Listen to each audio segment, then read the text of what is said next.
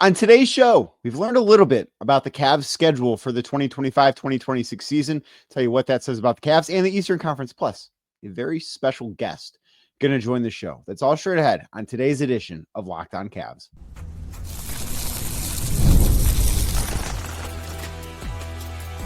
You are Locked On Cavs, your daily Cleveland Cavaliers podcast. Part of the Locked On Podcast Network, your team every day. What's up, everybody? My name is Danny Cunningham, and you might know me from my time covering the Cleveland Cavaliers, places like my Substack, The Inside Shot, Cleveland Magazine, 92.3 The Fan, and a number of other stops along the way. And I'm going to say thank you to you for making Locked On Cavs your first listen today and every day. You can find the show anywhere you get your podcasts, Apple, Spotify, or anywhere else. Make sure to drop us a 5-star rating, leave us a nice review, and of course, be a friend. Tell a friend about Locked On Cavs. Make sure you're subscribed. Make sure a friend is subscribed as well. And if you're watching the show on YouTube as we get started here, do us a favor. Hit that thumbs up button for us, click subscribe, and hit that notification bell so you don't miss the latest Locked On Cavs content, a proud part of the Locked On Podcast Network, your team every day. In today's episode, brought to you by FanDuel. Football season right around the corner. So visit the FanDuel app today and start planning your futures bets right now. Again, head to the FanDuel Sportsbook app today to start planning for your football futures bets right now. There was some Cavs news that came out on Tuesday as we've got a taste of what the Cleveland Cavaliers schedule will look like. I believe we will be getting more and more of this throughout the week. And then on Thursday, I believe the full NBA schedule will be announced. Now, it was reported late last week that the Cavs would be traveling to Madison Square Garden on Christmas to take on the New York Knicks. Obviously, that has been since confirmed by the NBA. That was part of the announcement on Tuesday morning, but there were a few other Cavs games that were announced as national TV games. And I want to talk about the Peacock exclusive game against the Detroit Pistons. I think that's interesting about how we're going to categorize this, but I think the biggest thing here is while the Cavs are not going to be playing on opening night of the NBA season, that is a night that has two games. They're both Western Conference games. The Cavs, obviously not a Western Conference team. The Cavs will be on national television the second night of the season. They will be opening up the year in New York against the Knicks on October 22nd on ESPN. That is the first of what will be, I expect to be several nationally televised games. And after seeing the announcement come out on Tuesday about the Cavs not only playing on opening week on ESPN, but having a Peacock exclusive game the first Monday of the season against the Detroit Pistons. We already knew about Christmas, Martin Luther King Jr. Day. They will be playing host to the Oklahoma City Thunder on a nationally televised game on NBC and Peacock, I believe. So that right off the rip is 4 nationally televised games for the Cleveland Cavaliers. And one of the things that I think we should take away from this announcement on Tuesday is that the NBA and their television partners do not have much faith in the Eastern Conference because Christmas, there are 5 games. The only 2 teams playing on Christmas Day from the Eastern Conference, the Cavs and Knicks. The fact that 2 of 3 or 4, I don't know if the Cavs will play the Knicks 3 times or 4 times this season, 2 of those matchups will be nationally televised on ESPN or ABC. I'm not sure if the Christmas Day game's ABC or not. I know that opening week is ESPN, but the fact that those 2 games are going to be nationally televised, and really those are the 2 biggest matchups in the Eastern Conference this year. Like that is the teams, those are the teams that I think it's fair to say the NBA and more importantly, the NBA's television partners in NBC and ESPN and Amazon, and we will learn more about that, I believe, today, as far as Amazon's schedule goes. But I do think that they believe the Cavs and Knicks are far and away the 2 best teams in the Eastern Conference. I was a little surprised that we really didn't see the Orlando Magic. We really didn't see the Atlanta Hawks. And part of it is the Knicks are obviously a pretty big draw. I think the Cavs are going to continue to be a decent draw. They're not going to be the same level of attention grabber that the New York Knicks are because the Knicks play in New York and the Cavs play in Cleveland. And there is a difference there. As much as I might not want to admit that, that thing does matter. The location there does matter. I was a little surprised that the Cavs are not opening up at home, given the fact that their Christmas Day matchup is in New York, which I did not see as a surprise.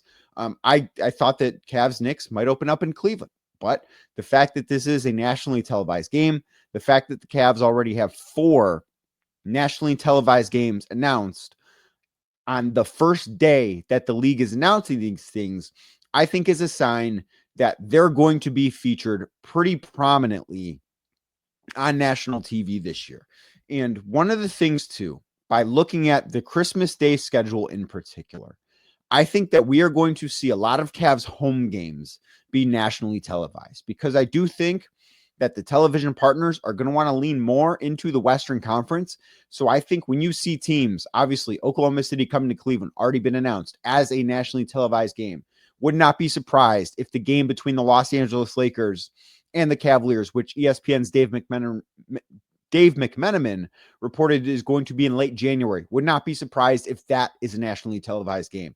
I would imagine that when the Houston Rockets come to town, that is a nationally televised game. The Minnesota Timberwolves could be a nationally televised game. I think a lot of the upper tier Western Conference opponents coming to Cleveland will probably be nationally televised games, because I think some of these TV partners are going to be searching for the early window national TV game. And they're going to put the Cavs in a lot. They're going to put the Knicks on a lot. I'm sure Atlanta will get some. I'm sure Orlando will get some. But I would, after the news on Tuesday, I would expect somewhere between 17 and 23 nationally televised games for the Cavs this year. I think the Cavs are going to be featured very prominently in the national television landscape this year. Part of that is because they're expected to be very good. Part of that is because the Eastern Conference is not expected to be very good. But the NBA and their television partners trust 2 Eastern Conference teams to be good, and the Cavs are one of them. That is certainly one of the things that I think we learned by just the little nuggets of the schedule that has come out. Of course, we will learn more as the week goes on. As I said, I believe Amazon is announcing a big part of their package, as they are now an NBA rights holder. That's going to happen today. And then I believe the full NBA schedule is going to come out on Thursday at some point. So we will have lots to talk about this week as far as the schedule goes. Now, up next, a very special guest going to join. Put it out on social media as far as whether or not this person should come on. She has been a guest on this show before, but before I was hosting this show, my wife, Brittany, is going to come on and talk Cavs. She's a gigantic Cavs fan. Many of you know her from Twitter, at Bird's Eye View on Twitter. We got married this past weekend, and she wants to come on and she wants to grill me about the Cleveland Cavaliers. And since we're married now, I feel like it's the least I can do. So that is straight ahead right here on Locked On Cavs. Today's show is brought to you by FanDuel. FanDuel is, of course, America's #1 sports book, and it is the place to go when you want to start looking at your futures, because August 26th is officially FanDuel Futures Day, a brand new holiday for football fans who live for bold predictions and preseason hunches. For just 24 hours, FanDuel is giving you deals on NFL season predictions. So whether you're calling your MVP, eyeing a long shot division winner, or ready to crown your Super Bowl champion before week 1 even gets here, you can get in, because this is your moment. Maybe you want to take a flyer on the MVP race. Maybe you think Lamar Jackson was wronged last year because he was first team All-Pro, didn't win the MVP. Maybe you think a revenge season for him, or maybe you're like me and you just think, hey, Patrick Mahomes, that guy's the best quarterback I've ever seen. Probably going to have a bit of a bounce back season. Think it's a safe bet to pick him to win MVP this year. Whatever it is, FanDuel is going to have deals for you on FanDuel Futures Day. So visit the FanDuel app today and start planning your futures bets now, because Futures Day is one day and one day only, again, on August 26th. FanDuel, play your game. Thank you again for making Locked On Cavs your first listen today and every day. And like I said earlier, you can find the show anywhere you get your podcasts, Apple, Spotify, or anywhere else.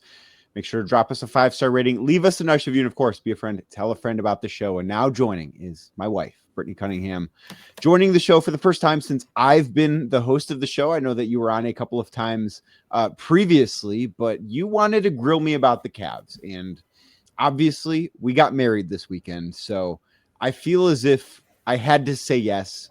The people of Twitter very much wanted this collaboration to come to a podcast. Of course, you might know Brittany from Twitter at Bird's Eye View. She previously hosted her own podcast, That's What B Said, which everybody wants to come back. But welcome to Locked On Cavs. Thank you. Now, why don't you tell people the real reason why you actually finally invited me on the show?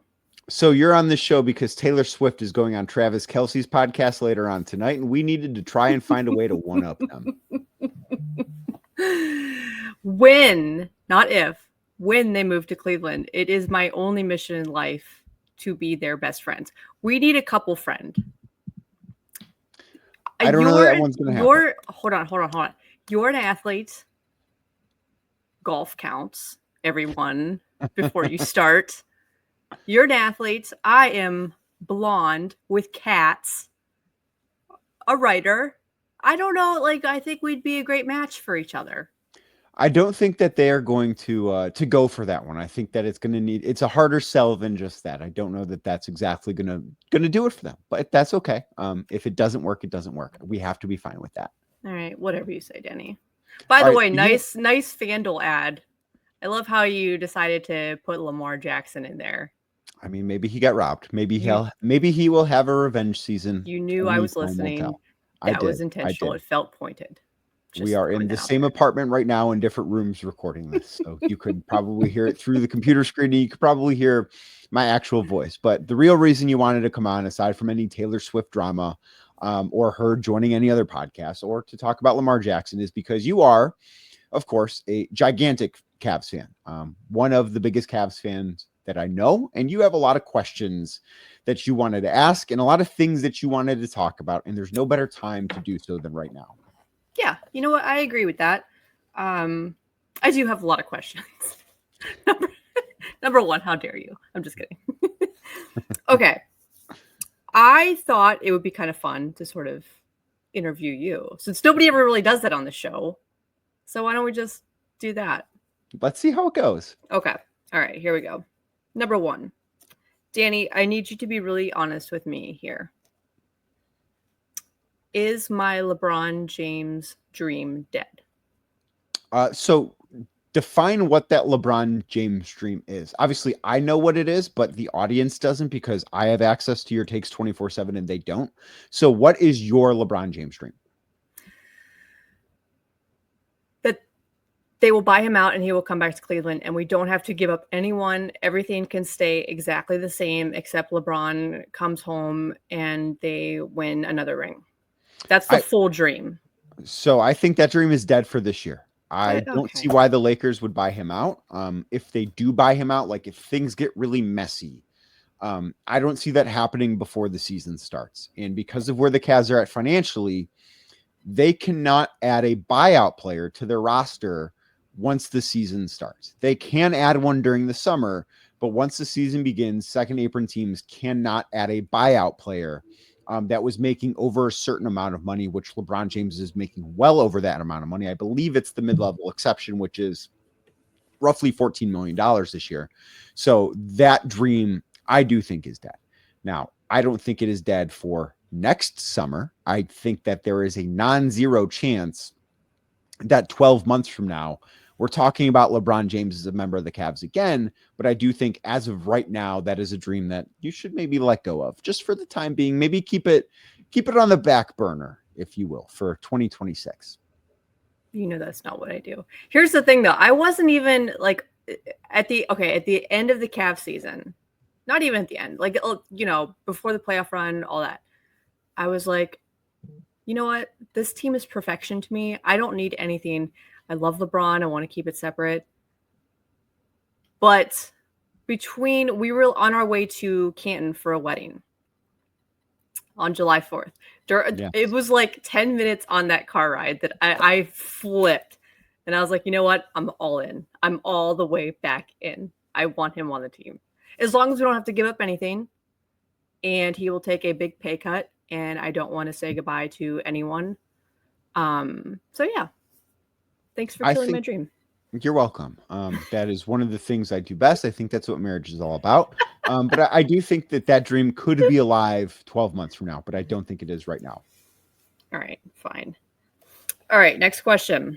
This one's actually really important to me, so please listen carefully. Can we finally admit that it was injuries that ended the Cavs playoff run, or do we have to continue the narrative that they aren't built for the playoffs? So I think that the narrative that they're not built for the playoffs has always been a little disingenuous. And I think a big reason why that gets brought up is the series they had against the Knicks a few years back, right?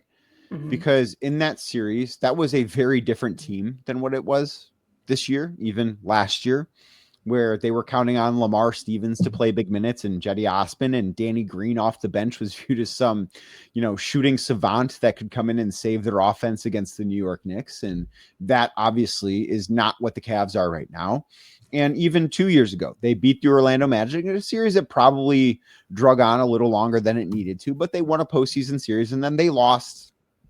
They were injured a bunch, sure, but they lost to the best team in the NBA and the Boston Celtics by a wide margin at that point. And there was no shame in that. There was not a world in which if they stayed healthy, they were going to win that series. Like, no, they got beat by the team that went on to win the title. And that just ran through the Eastern Conference, really. And then this year, injuries, I think, matter a lot. And I think they matter more than anybody wants to necessarily admit, because that's not the fun way to do things, right? Like, it's not as simple as, oh, well, it sounds like sour grapes, I guess, if you will. If you say, well, the Cavs were hurt, of course they lost. Like, that does matter, though. So it's not as if there's some perfect playoff team, because that's not true either. There has to be a bit of gray area there, or context thrown in is probably a better way to phrase it.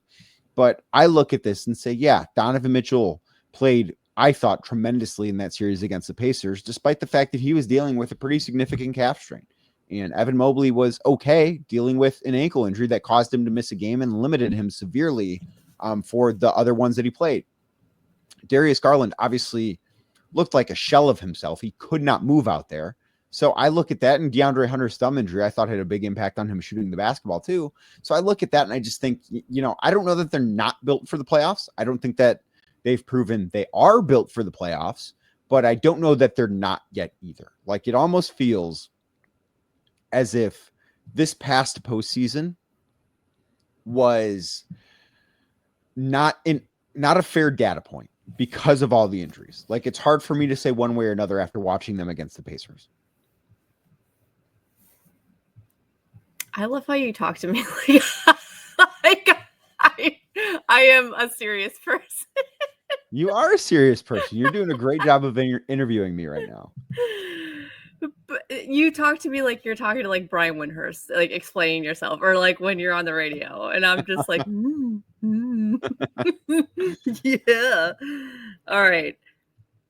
How much better do you? And first, I know, not to be like disrespectful to all your listeners and stuff, I know you've answered all these. Like, I hear you when you record everything. So I know this is repeat information that you've already given them. But this is, fun stuff that I want to talk about. You're going to program the show for a day, and that's what matters. I'm taking over. I've hijacked your show.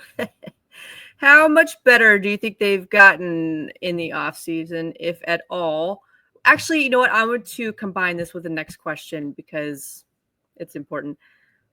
And are you happy with the Lonzo Ball trade? Parentheses, choose your words carefully, Danny. So why do I have to choose my words carefully here? You know why you have to choose your words carefully. But the audience doesn't. Okay. Why do I need to choose my words carefully here, Brittany? For those who don't know, let me tell you the story of my bachelorette party. Isaac Okoro, RIP, but not really. Isaac Okoro was my favorite Cavalier since Colin Sexton. I know, boo, whatever. So back when Colin got traded, they brought Donovan in. I was talking to Danny and I was like, I need to pick a new player. Who am I going to go with? And this was like right after Evan got drafted. So, my heart was always with Isaac Okoro. And I told him, I was like, hey, I think Isaac Okoro is my new guy. And the look of defeat on his face. And this is what he said to me. He said, oh my God, Brittany, why can't you just pick Evan Mobley? To be fair here, I was right about that one. That was going into Evan's second year. And like, this isn't some, I was real bold and said Evan Mobley is going to be really good. Like, everyone thought he was going to be really good. Yeah. But I think I saw the day coming where the Cavs were going to move on from Isaac Okoro, and that he might be a guy that gets cut out of the core the way that he was. And he always, I just think, projected as much more of a role player than Evan Mobley, who should be in Cleveland for a really long time. So when he got traded a couple months ago, it was my bachelorette party weekend, and I was getting ready for that. Danny had, he had an early shift, and he came home and he took a nap, and I'm sitting there, and I get on Twitter and I see what happened. And for who it was, I had to go wake Danny up from his slumber to tell him that my favorite Cavalier just got traded for a player that I'm not like a big fan of on my bachelorette party day. Yeah, that was a tough one for you, but I do think it's going to be a good one for the Cavs. Like, I look at that move, and I don't know that because of how good Ty was last year offensively, and the just Lonzo Ball is a question mark because of the injuries. And you have to say, oh, if Lonzo Ball is healthy, like, you have to put that caveat every time you talk about him. And this from not just this show, but from you and I talking about this.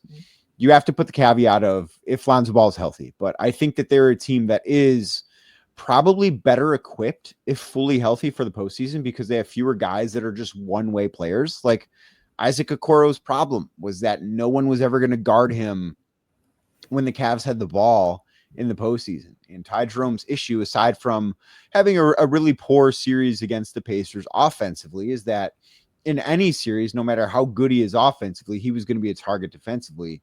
And the Cavs really don't have role players like that anymore. So by that virtue, I do think that they're better equipped for the postseason. Now, the thing I wonder, is that going to translate to just as many regular season wins? Probably not, but that's just not the thing that matters now. That's acceptable, I guess. I've heard you say a lot worse. You seem very defeated, and the warning I got from Brittany before we started this was, you better be nice about Isaac Okoro. And I went on another podcast that I don't believe has come out yet, and two of her favorite players were Isaac Okoro and Jimmy Butler. Obviously never on the Cavs, but she's a big Jimmy Butler fan. And all he did was sit there and talk crap about both of them the whole time. I did not. And whenever those podcasts come out, probably sometime in the next week, you will be able to be the judge of that. I believe Brittany has some more for me, so we're going to get to that next right here on Locked on Cavs.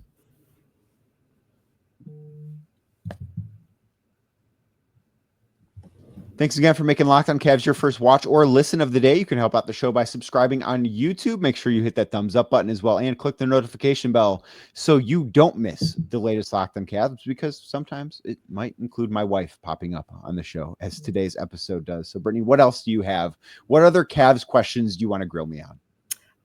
Actually, this is more about you. What is your favorite thing about covering the Cavs? So for me, one, I really enjoy going to basketball games. Like, I think the lack of a monotony throughout the season is something that I think really makes the job enjoyable. I enjoy having the opportunities to build relationships. Like, I've gotten to know people that work for the Cavs, people that play for the Cavs, and things like that, and build those professional relationships in a way that I do really value. And, I think it's a fun thing. Obviously, it's not the traditional job. There are, and you know this better than anybody, there are a lot of really late nights that go along with it. But it is the thing that, one, I do think I'm good at. And two, it's the thing that I never wanted to have a job where I was just like waiting to go home, where I just wanted to get it over with and I wanted to go home. And is it the most fun thing in the world every single night? Like, when the Toronto Raptors are in town on a Tuesday night in January, is it the most exciting thing? No, but there are a lot of super exciting moments, and those super exciting moments by far outweigh the moments that might not be as exciting. And it's not a job I'll ever complain about. It's a job that I just cherish and love to get to do. And it's the thing that professionally has made me feel the most fulfilled and the happiest. So you're saying the late nights and being away from me on holidays like Christmas, which I those are the best parts of your job. I did not mention travel. I did not say travel. That's all Uh-huh. I'm going to say. Uh-huh.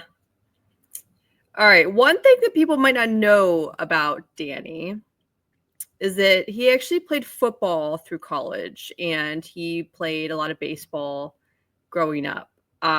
So Danny, what is it about basketball that drew you in? So when I first got into this, there was the LeBron aspect of things, of course. I was in college when LeBron came back to the Cavs, and that is kind of what inspired me to pursue this type of career. And the other part of it too, as far as basketball goes, like the Cavs were good, and you always want to be around the good teams. Like you want to cover the good teams. They're much more entertaining and fun and pleasant to be around than the bad teams, like the football team here.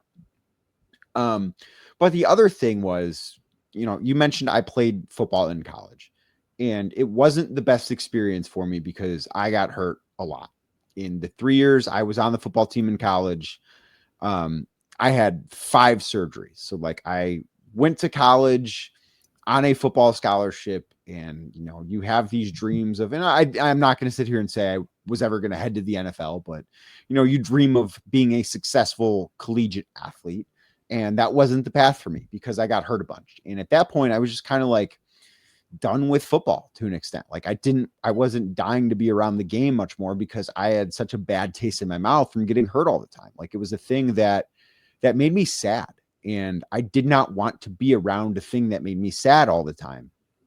And basketball wasn't that for me. And with baseball, it's such a grind and so monotonous. And, we talked about the late nights that this job has and covering the Cavs and all that stuff. But with baseball, it's every night all summer. And that was something that I could just never picture myself signing up for. Like that would have been the thing. That's going way too far for me. I think that, nights and weekends during the winter versus nights and weekends all summer long are two very different things for me. Gotcha. Last question. Are the Cavs, the players themselves, are they as nice as they seem? Because you see them on TV and they give off this like power of friendship, wholesome vibe. So are they as nice as I choose to believe they are? I do think for the most part, yeah.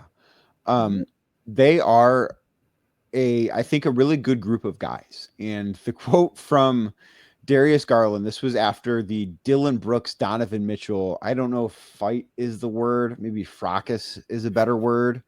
A few years back, this was, I believe, Donovan's first year in Cleveland, when I believe Dylan took a shot at Donovan's groin and Donovan threw the basketball at him and they both got ejected.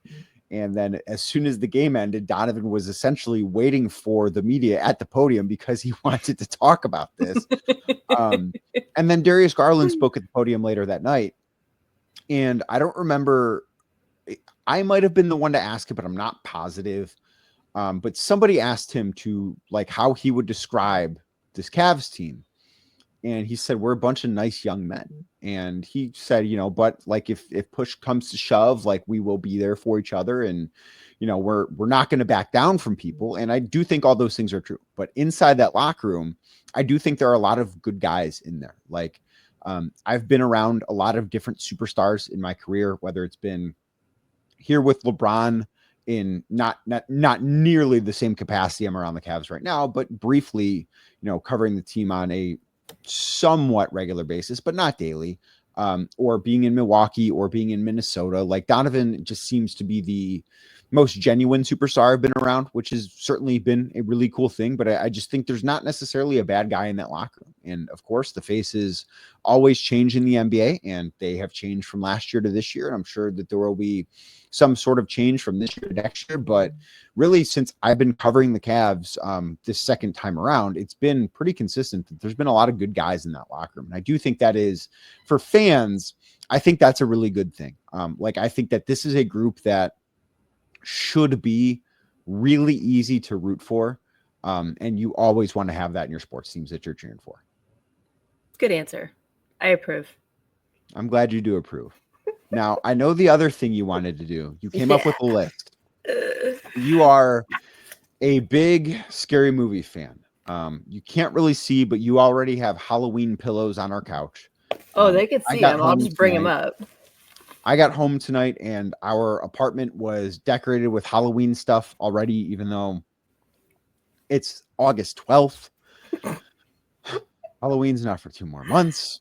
It's spooky season is what he means. It's not, but you wanted to compare members of the Cavs to I did not horror want movies, or how did you do this? Here, we got a question, which I didn't realize that I did realize it, but the show is only like a half hour long. And that doesn't even like give me enough time to like amp up to complain about something. Like a half hour, what's that? So I asked for mailbag questions, and I got a few. Thanks for all those, guys. The one that I want to answer, because look, I took the time to make a list for it. I promise I'll go quickly. But the question from Brie Alyssa, friend of show, Cavs players / horror movie comps and ranked. Okay. So what I did was I ranked the Cavs in order of how good I think they are. And then next to them, I put what horror movie I would compare them to. Okay. Now you have no reference for this because I think the only horror movies I know the Cavs. Yeah, you've only seen Halloween, the original Halloween, right? And one time I made you watch Mothman Prophecies, and you hated it and closed your eyes for most of it. Was not a fan. I am not a big scary movie person. I don't know that the audience knew that, but I am not a big scary movie person. That is the understatement of the century. Not a big scary movie person. He has seen exactly 2 scary movies in the history of his life. So here's how it goes. So number 1, obviously, I put Donovan. And I compared him to Halloween, the original Halloween 1978. The notes that I took, these are comparing them. Number 1, it doesn't get better than this. Number 2, no matter how many times I watch them, I'm still in awe. There are times, this isn't about Halloween, but with Donovan, he does things that all I could do is sit there and laugh at how good it is. That's the only reaction I can have. Number 3, they are both art that needs to be studied. So Donovan Mitchell would be the original Halloween. Number 2, Evan Mobley. I put him as Smile, which, Danny, you've never seen, but you've heard me talk about. I have, but I have no idea how good or not good the movie is, but I do think Evan's pretty good. Okay, so this is why. Number 1, the potential is there to scare the heck out of you. Number 2, both are somehow still underrated.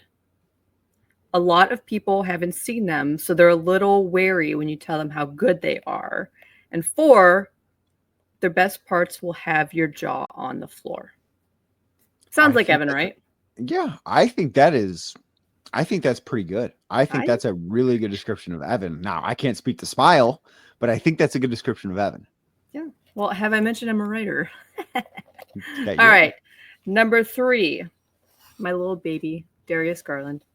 So for him, I didn't do a movie. I opted to go with a scary series, which is American Horror Story.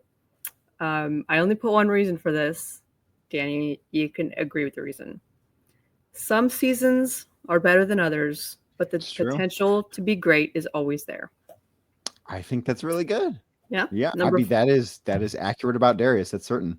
I agree. My little baby. And I will defend Darius Garland and American Horror Story till my dying breath. So there you go. Number 4, Jarrett Allen, my sweet Jarrett. I compared him to Scream 3. This one, there was a lot of thought that went into this one. Okay. I love Jarrett. I also love Scream 3. Not as good as the others, but I'm never turning it off when it's on. It's a little campy at times, but that's what makes it so likable. So that's Jarrett Allen. And for the 5th Cavalier. Now, I don't know. Who would you put 5th for like best Cavs? I would have, so I went over this on last week's show. Yeah. And I had DeAndre Hunter at 4 and Jarrett Allen at 5. So I would go DeAndre Hunter if you have him. Okay, well, I didn't put DeAndre Hunter. Then I would go Max Strus. I did do Max Strus. Max Strus. Now, this is going to sound like unkind. It doesn't, I don't mean it that way, but I said not my favorite, but I understand the appeal and I love the passion. So I compared him to Friday the 13th. Okay. Yeah. I could see that. Yeah, I because could see you that. know, I've not I never seen I Friday don't the 13th, but there is certainly a section of, the Cavs fan base that has been rooting for DeAndre Hunter to take over the starting small forward spot for a long time. No, this is Max Strus.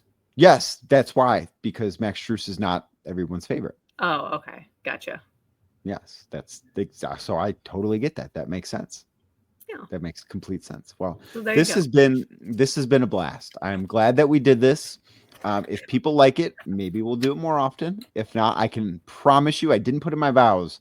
I can promise you we'll do this at least once a year. So maybe I'll talk to you next year. Maybe I'll talk to you before that. But Brittany, thank you so much for doing this. Very much appreciate the time on Locked on Cavs today. Thank you, Danny.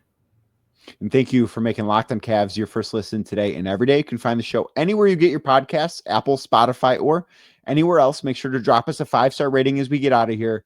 Hit that thumbs up button on YouTube. Make sure you click subscribe. And we will be back tomorrow talking more probably about the schedule for the Cleveland Cavaliers right here on Locked on Cavs.